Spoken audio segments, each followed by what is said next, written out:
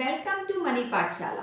Women's where to invest your saving की आज हम सेकेंड सीरीज की ओर हैं। फर्स्ट सीरीज में हमने बात की थी जो महिलाओं ने अपना मनी बैंक जो छिपा के रख रखा है वो क्यों छिपा के रखा है, उन्हें मोटिवेट करने के लिए हमारी फर्स्ट सीरीज थी। और आज हमारी जो सेकेंड सीरीज है उसमें हम बात करेंगे कि महिलाएं अपना जो मनी बैंक संभाल के रखे हुए हैं, सहेज के रखे हुए हैं, उसी मनी बैंक को वो बाहर कहीं इन्वेस्ट करें और समय के साथ अपने पैसे में भी बढ़ोतरी करें। बच्चों के सेफ और सिक्योर फ्यूचर के लिए या इमरजेंसी के लिए हमें अमाउंट की जरूरत पड़ती रहती है। अभी प्रेजेंट टाइम में ही देखा गया है कि एजुकेशन में 12% से 14% की बढ़ोतरी हुई है। यदि हमने समय के साथ हमारे पैसे को कहीं इन्वेस्ट नहीं किया तो बढ़ती महंगाई को हम मात नहीं दे सकते। तो अब हम बात करेंगे कि हमें हमारे सेविंग को कहाँ इन्वेस्ट करना चाहिए। फर्स्ट नंबर पर मैं बात करूंगी बैंक डिपॉजिट। बैंक डिपॉजिट में आप रेकरिंग डिपॉजिट या फिक्स डिपॉजिट में आप अपना अमाउंट जमा करवा सकते हैं।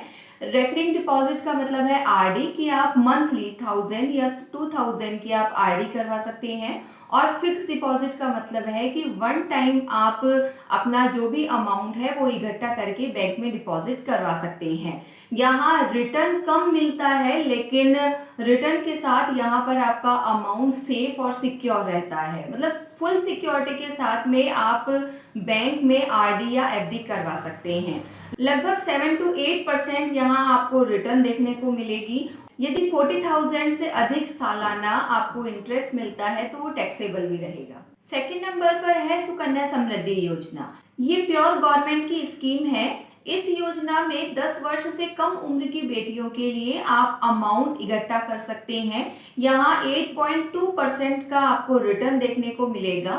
बेटियों की एजुकेशन के लिए और उनकी शादी के लिए अमाउंट को इकट्ठा करने के लिए गवर्नमेंट ने ये योजना निकाली है और यहाँ पर आपको इंटरेस्ट भी बहुत अच्छा देखने को मिलेगा।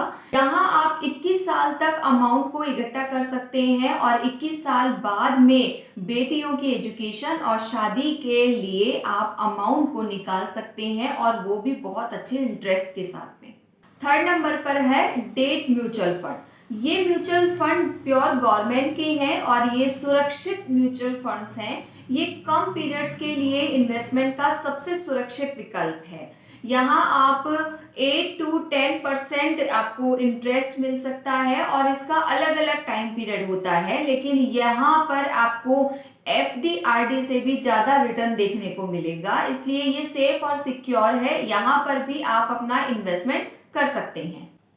फोर्थ नंबर पर है पीपीएफ। पीपीएफ में आप अपना अमाउंट डाल सकते हैं। यहाँ पर ईयर 1.5 लाख रुपए तक आप इन्वेस्ट कर सकते हैं और यहाँ जो आपको इंटरेस्ट मिलेगा और जो मैच्योरिटी अमाउंट होगा वो टैक्स फ्री होगा। लॉक इन पीरियड इसके 15 ईयर्स तक की होती है और 7.1% का सालाना आपको इंटरेस्ट इसमें देखने को मिलेगा।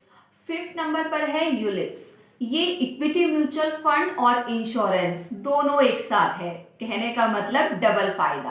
तो यहाँ आपको डबल फायदा देखने को मिलेगा और ये मार्केट से जुड़ा हुआ है, कहने का मतलब शेयर मार्केट से जुड़ा हुआ है, इसलिए इसका रिटर्न भी बहुत अच्छा मिलता है। हाँ, कम और ज्यादा हो सकता है लेकिन अच्छा रिटर्न आपको मिलेगा। ये कम से कम 5 ईयर तक के लिए होता है और मार्केट के सिचुएशन पर डिपेंड करता है। 6 नंबर पर है इक्विटी फंड। यदि आप 5 to 6 ईयर से ज़्यादा टाइम पीरियड के लिए इन्वेस्टमेंट करना चाहते हैं तो डाइवर्सिफाइड इक्विटी फंड आपके लिए बेस्ट है।